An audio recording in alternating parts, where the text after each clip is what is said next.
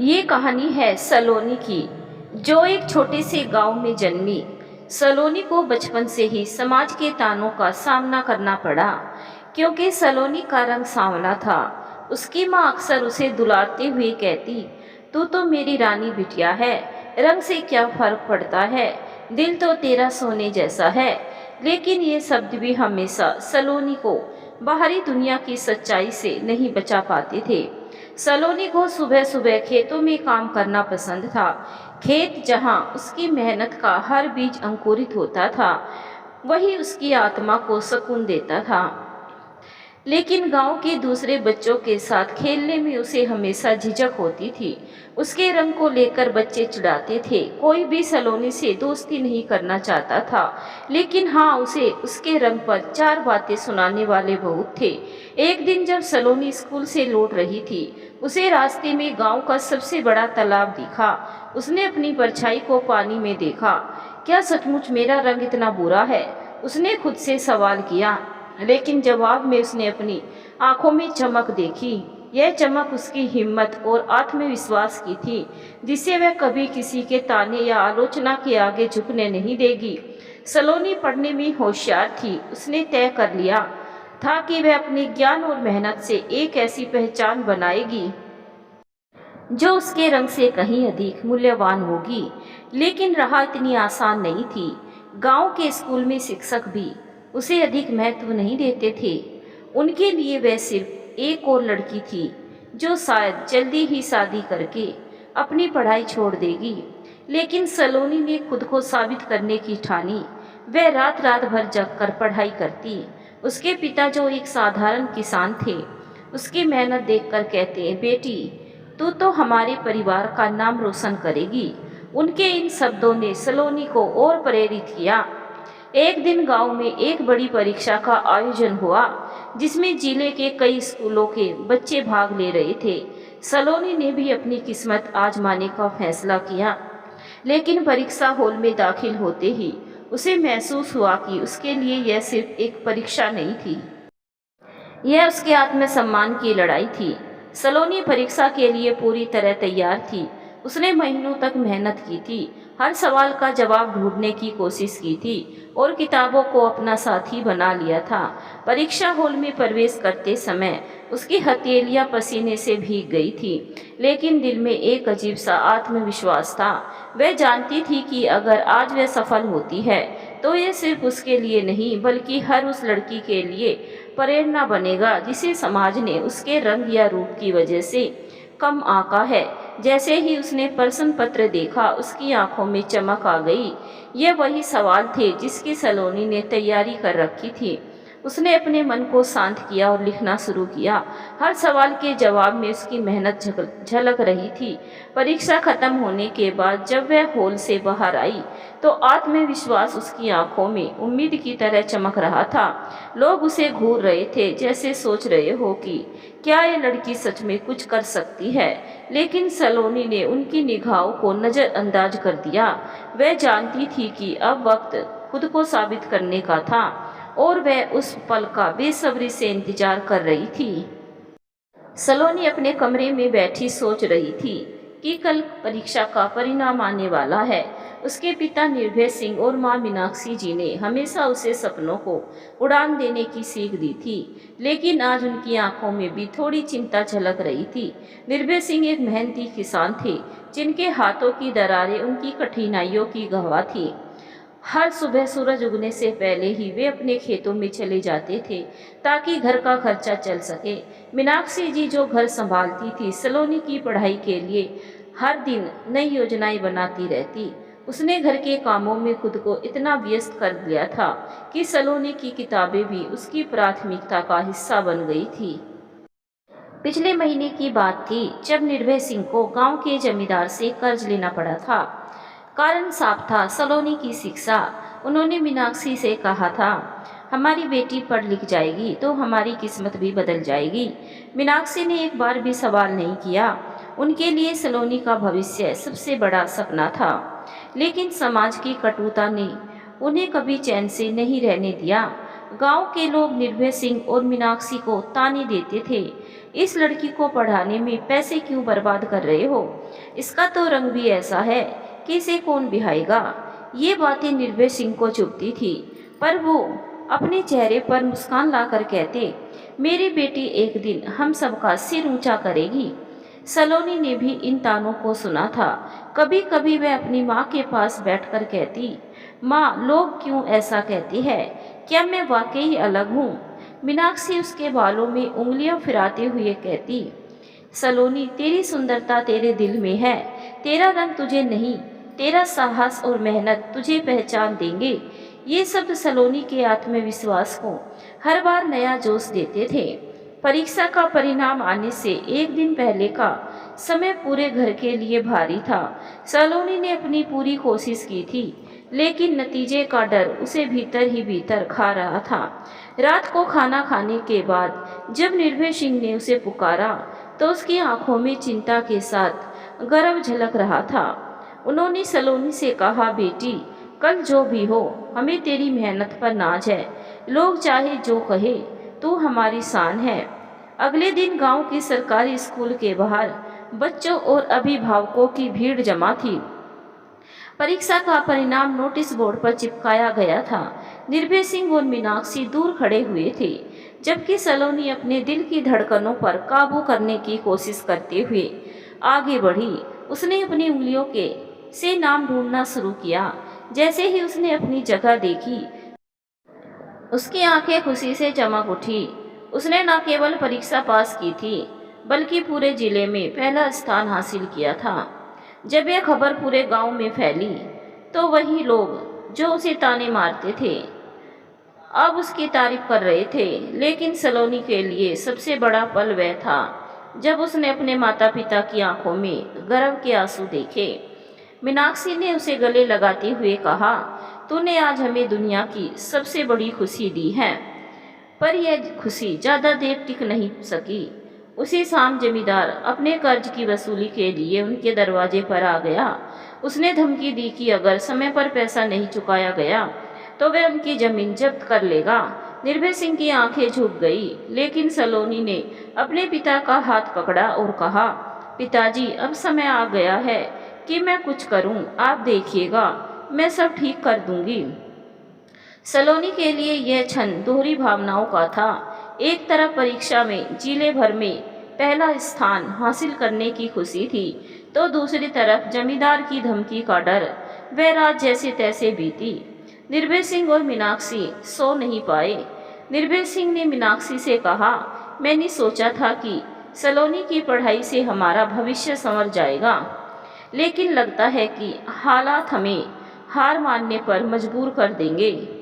मीनाक्षी जी ने उनकी ओर देखा और कहा, हमारी बेटी ने कभी हार नहीं मानी, तो हम कैसे मान ले। अगले दिन सुबह की पहली किरण के साथ ही सलोनी उठी। उसने अपनी किताबों को एक किनारे रखा और अपनी माँ से कहा, माँ, मैं शहर जाना चाहती हूँ, मुझे कुछ काम करना होगा। मीनाक्षी हड़बड़ाई, शहर अकेले? पर तुम अभी पढ़ाई कर रही हो, काम करने की क्या जरूरत है। सलोनी ने मीनाक्षी के हाथ पकड़ते हुए कहा, माँ, जो मैंने पढ़ाई से सीखा है अब उसे आजमाने का वक्त आ गया है। मैं अपने परिवार पर और बोझ नहीं बनने दूंगी। निर्भय सिंह, जो बाहर खड़े होकर यह सब सुन रहे थे, अंदर आए और बोले, बेटी, शहर की दुनिया बड़ी कठिन है, वहाँ तेरे जैसे लोग कहाँ टिक पाते हैं। सलोनी ने आत्मविश्वास से कहा, पिताजी, आप ही तो कहते थे कि मेहनत करने वालों का कोई रंग या रूप नहीं देखा जाता। मुझे अपनी मेहनत पर पूरा भरोसा है। घर के हालात को देखते हुए निर्भय सिंह और मीनाक्षी जी को उसकी बात माननी पड़ी। उन्होंने थोड़ा बहुत पैसा जोड़ा ताकि सलोनी शहर जा सके। विदाई का दिन आया और मीनाक्षी ने सलोनी के माथे पर तिलक लगाया। उनकी आंखें नम थी, लेकिन दिल में अपनी बेटी पर गर्व था। शहर की चकाचौंध से भरी दुनिया सलोनी के लिए बिल्कुल नई थी। उसने अपने लिए एक छोटे से कमरे का इंतजाम किया और एक कोचिंग सेंटर में नौकरी ढूंढी, जहां वह बच्चों को पढ़ाने लगी। उसकी सादगी और मेहनत ने जल्द ही उसे बच्चों के बीच लोकप्रिय बना दिया। लेकिन यह सब आसान नहीं था। शहर में रंग भेद का सामना उसे यहाँ भी करना पड़ा। कई बार लोग उसकी सूरत देखकर उसे अनदेखा कर देते थे। एक दिन कोचिंग सेंटर के मालिक ने सलोनी से कहा, तुम बच्चों को पढ़ाने में अच्छी हो, लेकिन तुम्हारा रंग तुम्हारी तरक्की में बाधा बन सकता है। ये सुनकर सलोनी की आंखों में आंसू आ गए, लेकिन उसने खुद को संभाला और कहा, सर, अगर मेहनत और ईमानदारी किसी का मापदंड नहीं बन सकती, तो रंग रूप से क्या फर्क पड़ता है। सलोनी ने कोचिंग सेंटर की नौकरी जारी रखी और साथ ही प्रतियोगी परीक्षाओं की तैयारी भी शुरू कर दी।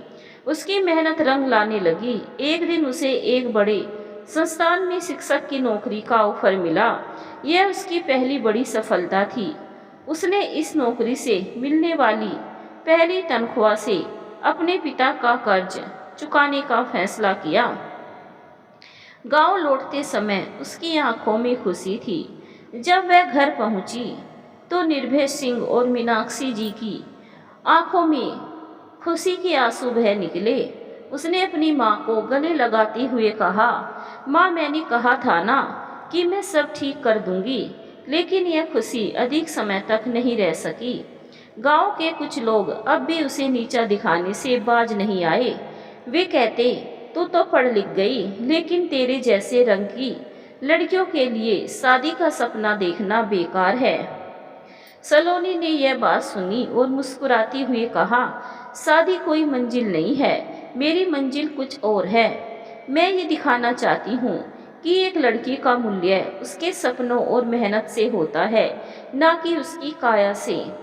गांव में जहाँ कुछ लोग उसकी तरक्की की तारीफ कर रहे थे, वही कुछ अब भी उसे ताने मारने से बाज नहीं आते थे। सबसे ज़्यादा तकलीफ अब होती थी जब लोग उसके माता पिता के सामने उसकी शादी को लेकर सवाल खड़ा करते। निर्भय सिंह बेटी को पढ़ा लिखा कर अच्छा किया, लेकिन अब इसे घर में बैठाकर मत रखो। शादी विवाह की उम्र निकल जाएगी तो कौन देखेगा इसे। एक दिन जमींदार ने सीधे सीधे ताना मारा। निर्भय सिंह ने धीरे से कहा, मेरी बेटी की खुशियाँ मेरे लिए सबसे अहम है। उसकी शादी का फैसला वह खुद करेगी। लेकिन भीतर ही भीतर निर्भय सिंह और मीनाक्षी इस चिंता से परेशान थे। सलोनी ने यह सब सुना, लेकिन उसने अपने माता पिता को कभी जाहिर नहीं होने दिया कि वह इन बातों से वाकिफ हैं। उसने खुद को अपने काम और सपनों में पूरी तरह डुबो दिया। उसने अपनी नई नौकरी में शानदार प्रदर्शन किया और जल्दी संस्थापक के मालिक ने उसे अपने मुख्य प्रोजेक्ट पर काम करने का प्रस्ताव दिया। ये सलोनी के लिए एक बड़ा मौका था। एक दिन जब सलोनी शहर लौटने की तैयारी कर रही थी, गांव के एक नामी व्यक्ति चौधरी रविंदर सिंह उनके घर आए। वे अपनी बातों से मीठे लग रहे थे, लेकिन उनकी मंशा सलोनी को दबाने की थी। उन्होंने कहा, सलोनी बिटिया, तुमने खूब नाम कमाया है, पर याद रखना, एक लड़की को उसकी सीमा नहीं भूलनी चाहिए। ज़्यादा ऊंचाई पर उड़ोगी तो गिरने का डर रहता है। सलोनी ने संयम बनाए रखा और विनम्रता से जवाब दिया, आपकी बात सही है, लेकिन मैं अपनी उड़ान से डरने की बजाय अपने पंखों पर भरोसा करना जानती हूँ। जो कुछ मैंने पाया है वह मेरी मेहनत और मेरे माता पिता के आशीर्वाद का फल है। इसे मैं व्यर्थ नहीं जाने दूंगी। यह सुनकर चौधरी रविंदर सिंह खामोश हो गए, लेकिन उनकी आंखों में गुस्सा साफ झलक रहा था। शहर में सलोनी का नया प्रोजेक्ट शुरू हो चुका था। उसने एक शिक्षा अभियान की शुरुआत की, जिसमें वह गांव में जाकर बच्चों, खासकर लड़कियों को पढ़ाई के लिए प्रेरित कर रही थी। इस पहल को खूब सराहा गया। धीरे धीरे उसकी पहचान एक प्रेरणा के रूप में होने लगी, लेकिन उसकी राहें अब भी कठिन थी। एक दिन जब वह अपने अभियान के लिए दूसरे गांव जा रही थी, रास्ते में कुछ लोगों ने उसकी गाड़ी रोक दी। ये वही लोग थे जिन्हें उसकी सफलता खल रही थी। उन्होंने सलोनी से कहा, तू क्यों इन गांव की लड़कियों के दिमाग में बड़े बड़े सपने भर रही है? उनका काम घर संभालना है, किताबें नहीं। सलोनी ने निडर होकर कहा, अगर सपने देखना गुनाह है तो यह गुनाह मैं बार बार करूंगी। इन लड़कियों को सिर्फ घर तक सीमित करना उनके भविष्य के साथ अन्याय है। उन लोगों ने उसे डराने की कोशिश की, लेकिन सलोनी की हिम्मत और आत्मविश्वास के आगे उनकी साजिश नाकाम रही। उसने खुद को और मजबूत बना लिया। इस घटना ने उसे और प्रेरित किया कि वह न केवल अपने सपनों को साकार करे, बल्कि समाज की सोच को बदलने के लिए भी कुछ करे।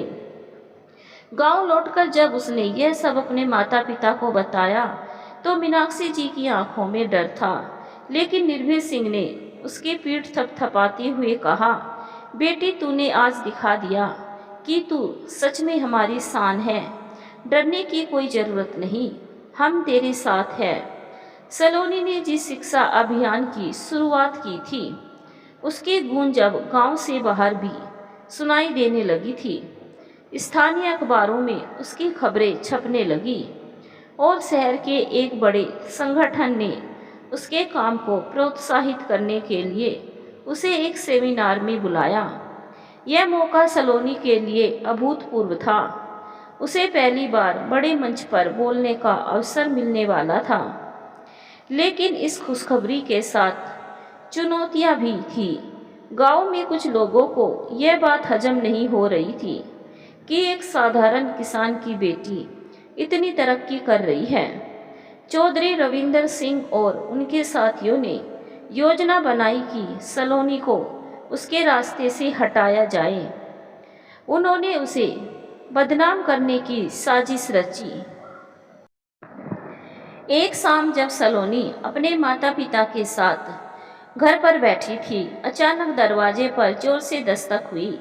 कुछ लोग आए और चिल्लाने लगे, निर्भय सिंह, अपनी बेटी को समझा ले। यह जितना उड़ने की कोशिश करेगी उतनी बुरी तरह गिरेगी। गांव की लड़कियों को भड़काना बंद करे। निर्भय सिंह बाहर आए और शांत स्वर में बोले, मेरी बेटी कुछ गलत नहीं कर रही। वह जो कर रही है उससे दूसरों की जिंदगी संवर रही है। सलोनी ने यह सुनते ही बाहर आकर कहा, अगर सच बोलना और समाज को बदलने की कोशिश करना गुनाह है तो मैं यह गुनाह बार बार करूंगी।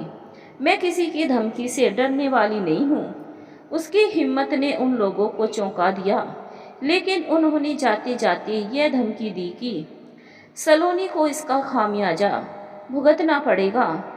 इस घटना के बाद निर्भय सिंह और मीनाक्षी जी की चिंता बढ़ गई।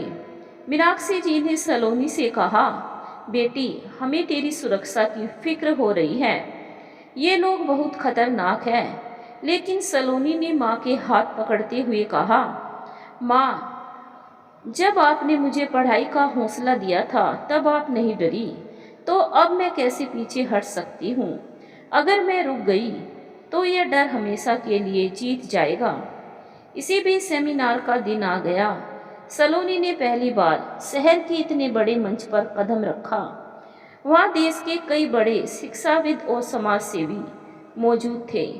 उसने अपने अभियान और संघर्ष की कहानी इतनी सादगी और आत्मविश्वास से सुनाई कि पूरा हॉल तालियों की गड़गड़ाहट से गूंज उठा।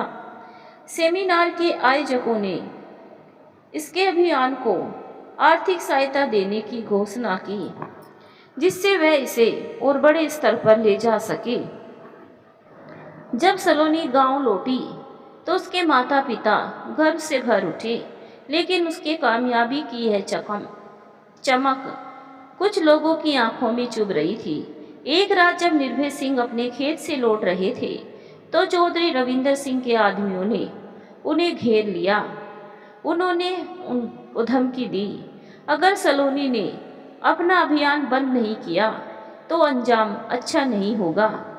निर्भय सिंह ने घर आकर यह बात मीनाक्षी जी और सलोनी को बताई।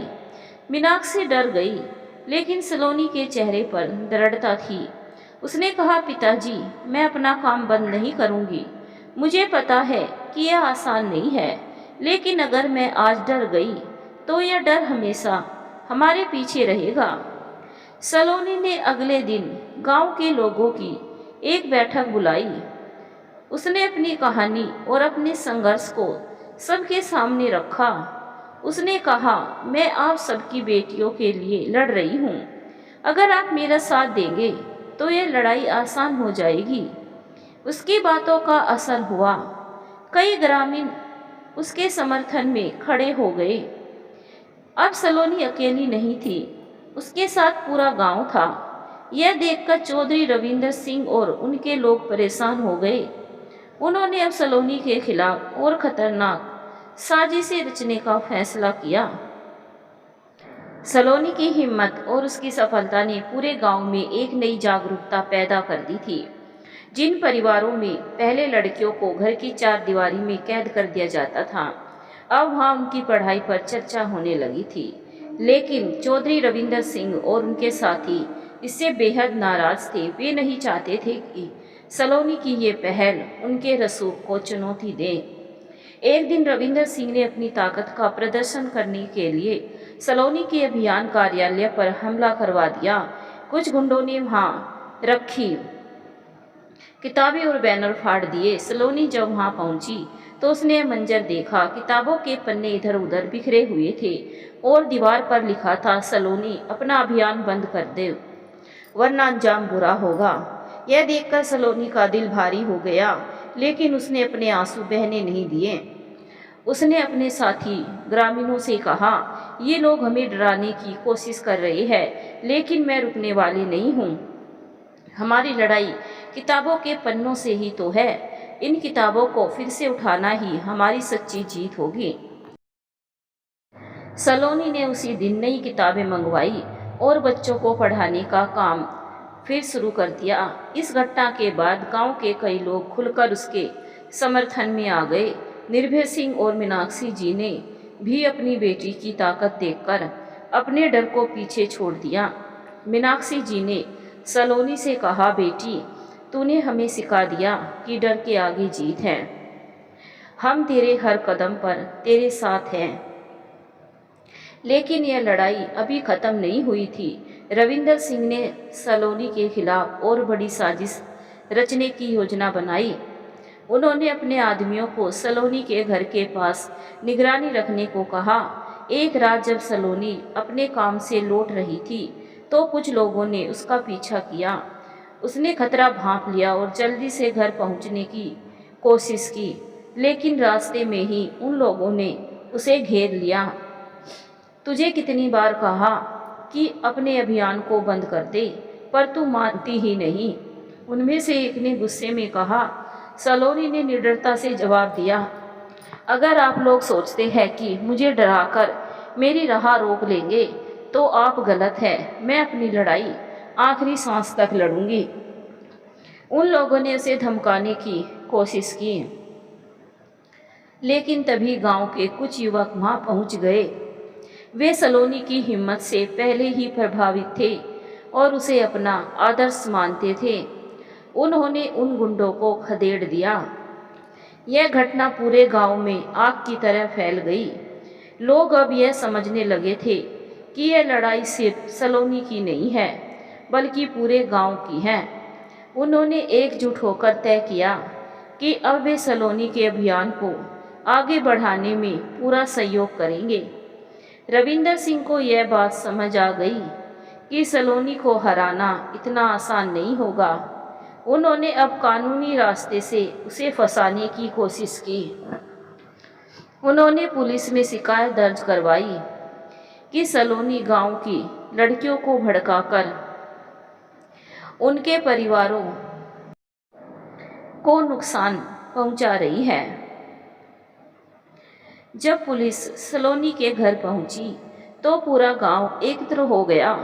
निर्भय सिंह ने साहसिक स्वर में कहा, हमारी बेटी ने कुछ गलत नहीं किया। अगर आप उसे गिरफ्तार करना चाहते हैं तो पहले हमें गिरफ्तार कीजिए। यह देखकर पुलिस भी असमंजस में पड़ गई। गांव वालों की एकजुटता ने उन्हें वापस लौटने पर मजबूर कर दिया। इस घटना के बाद सलोनी का नाम पूरे जिले में मशहूर हो गया। उसकी कहानी अखबारों में छपने लगी। कई समाज सेवी और संगठन उसके समर्थन में आ गए। लेकिन इस सफर में सलोनी को अब और बड़ी चुनौतियों का सामना करना था। सलोनी के खिलाफ साजिशों का जाल और गहराता जा रहा था। रविंदर सिंह ने अब अपने रसूख का इस्तेमाल कर न केवल प्रशासन को अपने पक्ष में करने की कोशिश की, बल्कि गांव वालों को भी डराने धमकाने लगा। सलोनी के पिता निर्भय सिंह, जो पहले से ही घायल हो चुके थे, अब और परेशान रहने लगे। लेकिन सलोनी ने अपनी हिम्मत नहीं छोड़ी।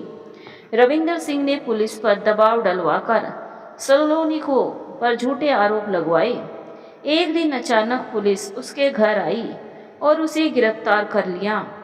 गांव वालों ने इसका विरोध किया, लेकिन पुलिस का रवैया सख्त था। इस पर सार्वजनिक संपत्ति को नुकसान पहुंचाने का आरोप है, इसे थाने ले जाना पड़ेगा, इंस्पेक्टर ने सख्त लहजे में कहा। सलोनी ने थाने जाते समय एक ही बात कही, सत्य को दबाया नहीं जा सकता। अगर मेरी गिरफ्तारी से किसी को लगता है कि मेरा हौसला टूट जाएगा तो वो गलत है। पुलिस स्टेशन में सलोनी से दुर्व्यवहार किया गया। उसे बार बार यह कहा गया कि वह अपने अभियान को बंद कर दे, वरना उसकी हालत और खराब होगी। लेकिन सलोनी ने निडरता से कहा, आप लोग चाहे जितनी कोशिश कर ले, लेकिन मेरी आवाज़ को बंद नहीं कर सकते। मेरे जैसे और भी लोग खड़े होंगे। इस दौरान गांव में सलोनी की गिरफ्तारी की खबर आग की तरह फैल गई। गांव की महिलाएं, जिनमें से कई सलोनी के अभियान से जुड़ी थी, अपने अपने घरों से निकल पड़ी। वे सभी थाने के बाहर इकट्ठा होकर नारे लगाने लगी, सलोनी को रिहा करो। गांव वालों की एकजुटता ने पुलिस को असमंजस में डाल दिया। मीडिया भी इस मामले को कवर करने पहुंची। कई पत्रकारों ने सवाल उठाए कि एक ऐसी लड़की जो शिक्षा और जागरूकता के लिए काम कर रही है, उसे क्यों गिरफ्तार किया गया। सलोनी की रिहाई और नई योजना। सलोनी को आखिरकार रिहा कर दिया गया, लेकिन इस घटना ने उसके दिल में एक नई आग जला दी। उसने अपने पिता से कहा, पिताजी, अब ये लड़ाई सिर्फ गांव तक सीमित नहीं रहेगी। मैं पूरे जिले में महिलाओं और बच्चों के अधिकारों के लिए आवाज़ उठाऊंगी। निर्भय सिंह और मीनाक्षी जी ने डरते हुए पूछा, बेटी, क्या तू इतनी बड़ी लड़ाई लड़ने के लिए तैयार है। सलोनी ने मुस्कुराते हुए कहा, माँ, बाबा, आप लोगों ने मुझे सिखाया है कि डरने से कुछ हासिल नहीं होता। मैं तैयार हूँ और अब पीछे नहीं हटूंगी। सलोनी ने गांव में एक बड़ा सम्मेलन आयोजित किया। इस सम्मेलन में आसपास के गांव से भी लोग आए। उसने वहां अपने अभियान और संघर्ष की कहानी सुनाई। उसने कहा, हमने पीढ़ियों से अन्याय सहा है, लेकिन अब वक्त आ गया है कि हम अपनी आवाज़ उठाएं। कोई हमें हमारा अधिकार नहीं देगा, हमें उसे लेना होगा। सम्मेलन के बाद सलोनी ने अपने अभियान को और संगठित किया। उसने गांव-गांव जाकर महिलाओं को जागरूक करना शुरू किया। उसने उन्हें बताया कि वे अपने बच्चों को पढ़ने भेजें, अपने अधिकारों की मांग करें और हर अन्याय के खिलाफ खड़ी हो। सलोनी की इस सफलता से रविंदर सिंह और अधिक गुस्से में आ गया। उसने गांव में सलोनी के खिलाफ अफवाहें फैलानी शुरू कर दी। यह लड़की गांव की परंपराओं को खत्म कर रही है, इसके कारण हमारे बच्चे बिगड़ रहे हैं, उसने कहा। एक दिन रविंदर सिंह ने सलोनी के अभियान कार्यालय में आग लगवा दी। यह खबर जब सलोनी तक पहुंची तो वह तुरंत वहां पहुंची। उसने देखा कि उसकी मेहनत राख में बदल चुकी थी, लेकिन उसने हार मानने की बजाय वहीं खड़े होकर अपने साथियों से कहा, यह आग मेरी मेहनत को जला सकती है, लेकिन मेरे हौसले को नहीं। हम फिर से शुरुआत करेंगे और इस बार भी और भी मजबूती से। सलोनी और उसके साथी गांव वालों के सहयोग से नई कार्यालय का निर्माण करने लगे। उन्होंने गांव की लड़कियों और युवाओं को इस अभियान से और जोड़ा। मीडिया ने भी इस घटना को कवर किया। जिससे सलोनी को और समर्थन मिला। अब सलोनी का संघर्ष केवल चौधरी रविंदर सिंह के खिलाफ नहीं था, बल्कि उस सामाजिक मानसिकता के खिलाफ था जो महिलाओं को दबाने की कोशिश करती है। सलोनी ने गांव में अपने नए अभियान कार्यालय की नींव रखी, लेकिन अब यह लड़ाई केवल एक कार्यालय या अभियान तक सीमित नहीं रह गई थी। यह संघर्ष एक विचारधारा की लड़ाई बन चुका था, एक ऐसी सोच के खिलाफ जो महिलाओं को परंपरा के नाम पर पीछे धकेलती आई थी। गांव में हर तरफ बहस छिड़ी हुई थी। एक और भी लोग थे जो सलोनी के साहस को सराह रहे थे और अपनी बेटियों को पढ़ने लिखने के लिए प्रेरित कर रहे थे। वहीं दूसरी ओर रविंदर सिंह और उनके समर्थक सलोनी के खिलाफ जहर उगल रहे थे। एक दिन सलोनी अपने साथियों के साथ गांव के दूसरे छोर पर बच्चों को पढ़ाने गई थी। लौटते समय उसकी मां मीनाक्षी जी घबराई हुई उसके पास पहुंची। बेटी, रविंदर चौधरी ने पंचायत बुलवाई है, वह तुझे सबके सामने अपमानित करना चाहता है, मीनाक्षी जी ने चिंतित स्वर में कहा। सलोनी ने उनकी आंखों में झलकते डर को देखा, लेकिन उसने हिम्मत से कहा, माँ, अपमान से डरकर अगर मैं पीछे हट जाऊं तो मेरे सारे प्रयास व्यर्थ हो जाएंगे। मुझे इस पंचायत में जाना ही होगा। पंचायत के मैदान में पूरा गांव इकट्ठा था। चौधरी रविंदर सिंह ऊंची कुर्सी पर बैठा था और उसके समर्थक उसके चारों ओर खड़े थे। सलोनी जब पहुंची तो रविंदर सिंह ने चुटकी लेते हुए कहा, आ गई हमारी पढ़ी लिखी देवी। अब बताओ, गांव में इतनी अशांति क्यों फैला रही हो? सलोनी ने जवाब दिया, गांव में अशांति इसलिए है क्योंकि आप लोगों ने शिक्षा और जागरूकता को अपना दुश्मन मान लिया है। मेरी लड़ाई किसी व्यक्ति से नहीं है, बल्कि उस सोच से है जो हमें हमारे अधिकारों से वंचित करती है। यह सुनकर रविंदर सिंह भड़क उठा। उसने चिल्लाकर कहा, इस लड़की ने हमारे रीति रिवाजों का मजाक बना दिया है। मैं चाहता हूं कि इसे गांव से निकाल दिया जाए। गांव के कई लोग सहम गए, लेकिन उसी भीड़ में से एक बुजुर्ग खड़ा हुआ। यह माधव काका थे, जिन्हें गांव में बहुत सम्मान दिया जाता था। उन्होंने कहा, चौधरी साहब, आप यह नहीं समझ रहे कि सलोनी जो कर रही है वह हमारी आने वाली पीढ़ियों के लिए है। अगर आप इसे रोकने की कोशिश करेंगे तो ये आपके खिलाफ जाएगा। माधव काका की बात से कई लोग सहमत हो गए। धीरे धीरे गांव वाले चौधरी के खिलाफ खड़े होने लगे। यह देखकर चौधरी रविंदर सिंह ने पंचायत खत्म करने की घोषणा कर दी, लेकिन उसकी आंखों में सलोनी के प्रति गुस्सा साफ झलक रहा था। उस रात रविंदर सिंह ने अपने आदमियों को सलोनी के नए कार्यालय को फिर से नुकसान पहुंचाने के आदेश दिया, लेकिन इस बार गांव के कुछ युवाओं ने पहले से ही वहां पहरा दे रखा था। जब गुंडों ने हमला किया तो युवाओं ने उनका सामना किया और उन्हें खदेड़ दिया। गांव के युवाओं की इस एकता ने सलोनी को नया हौसला दिया। उसने अपने साथियों से कहा, यह हमारी सबसे बड़ी जीत है। हमारी एकता ही हमें ताकत देगी। अब हम पूरे जिले में इस आंदोलन को फैलाएंगे। सलोनी ने पास के गांव में जाकर महिलाओं और युवाओं को अपने अभियान से जोड़ना शुरू किया। उसने हर गांव में छोटे छोटे समूह बनाए जो शिक्षा, आत्मनिर्भरता और महिला अधिकारों पर काम कर रहे थे। धीरे धीरे उसका आंदोलन एक बड़े बदलाव की ओर बढ़ रहा था। सलोनी की कहानी ने न केवल उसके गांव बल्कि पूरे समाज को प्रेरित किया। चौधरी रविंदर सिंह की धमकियों और प्रशासनिक दबाव के बावजूद उसके हौसले और संघर्ष ने हर किसी को एक नई उम्मीद दी। अब सलोनी और उसके गांव की हर महिला ने अपनी ताकत को पहचान लिया था। सलोनी ने ठान लिया था कि उसे अपनी जमीन पर एक बेहतर भविष्य बनाना है। उसने गांव के लोगों के साथ मिलकर एक स्कूल और अस्पताल बनाने का काम शुरू किया। गांव के बच्चे अब शहर जाने की बजाय यहीं पढ़ाई कर सकते थे।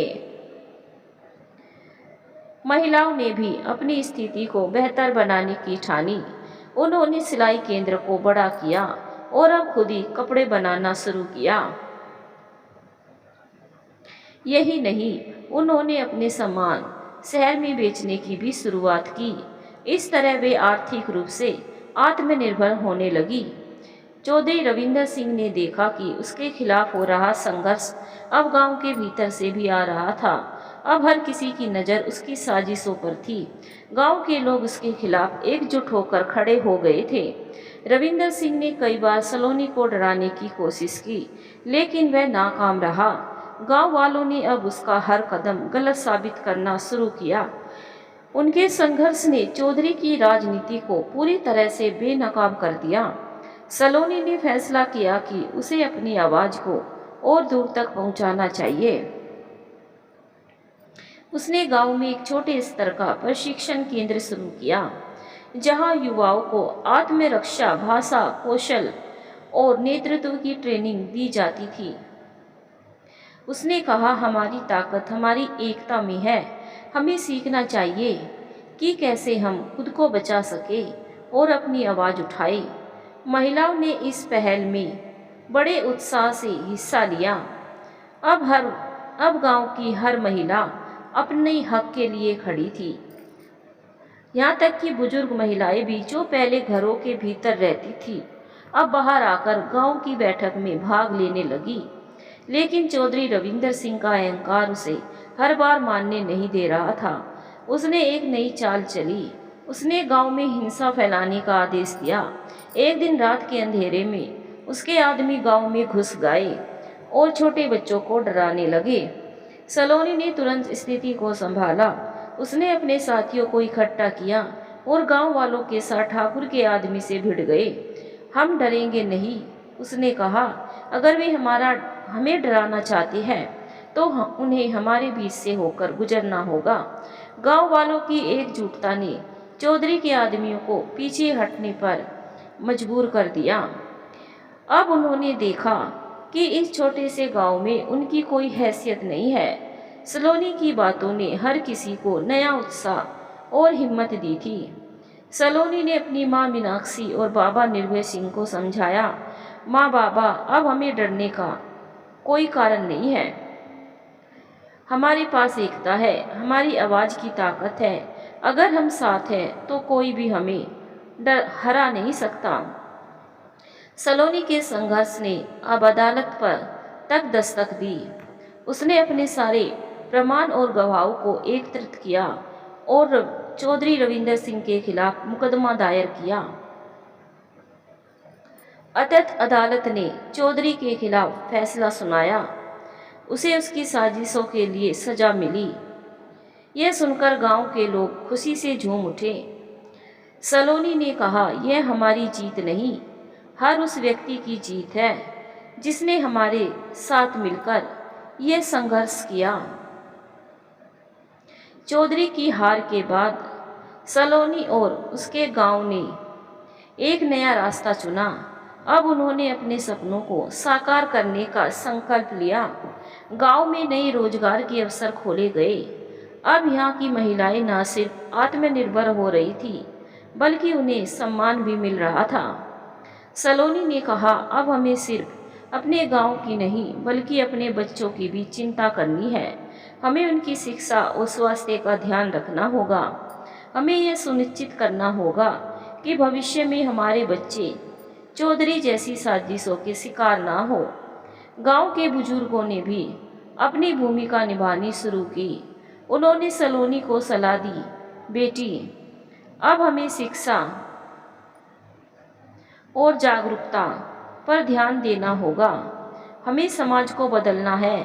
हमारी जिम्मेदारी अब केवल अपने परिवार की ही नहीं, बल्कि पूरे समाज की है। सलोनी ने कहा, हाँ, यही हमारी असली जीत है। अब हमें अपने गांव को एक ऐसा स्थान बनाना है जहां हर किसी को अपने सपनों को पूरा करने का मौका मिले। इसीलिए हमें डर कर नहीं, डट कर सामना करना हो हर परिस्थिति का, क्योंकि डर के आगे जीत है। धन्यवाद दोस्तों। अगर आपको कहानी पसंद आई हो तो वीडियो को एक लाइक और चैनल को सब्सक्राइब जरूर करें और हमें कमेंट करके अपनी राय जरूर बताएं। मिलेंगे एक और नई कहानी के साथ। आपको किस तरह की कहानी पसंद है ये भी कमेंट करके हमें ज़रूर बताएं।